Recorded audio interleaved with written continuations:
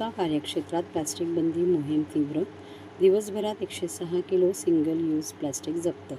ठाणे महापालिका घनकचरा व्यवस्थापन विभाग, प्रदूषण नियंत्रण विभाग, प्रभाग समिती, अतिक्रमण निष्कासन विभागाच्या वतीने संपूर्ण ठाणे महापालिका कार्यक्षेत्रात सिंगल यूज प्लास्टिक बंदीबाबत आज कारवाई करण्यात आली. या कारवाईत एकूण 217 आस्थापनांना भेटी देऊन 106.54 किलो प्लास्टिक जप्त करण्यात आले असून यापासून एकूण 84,300 रुपये इतका दंड वसूल करण्यात आला आहे.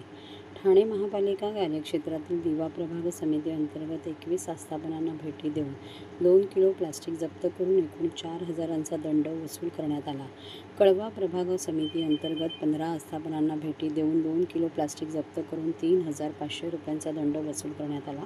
मुंब्रा प्रभाग समिती अंतर्गत 27 आस्थापनांना भेट देऊन 58.84 किलो प्लास्टिक जप्त करून एकूण 15,000चा दंड आकारण्यात आला.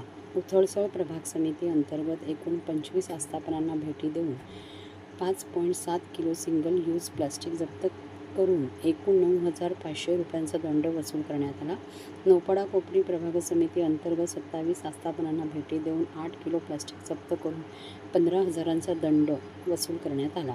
वागळे इस्टेट व लोकमान्य प्रभाग समिती अंतर्गत एकूण 45 आस्थापनांना भेटी देऊन 8 किलो सिंगल यूज प्लास्टिक जप्त करून एकूण 8,300 रुपये इतका दंड वसूल करण्यात आला.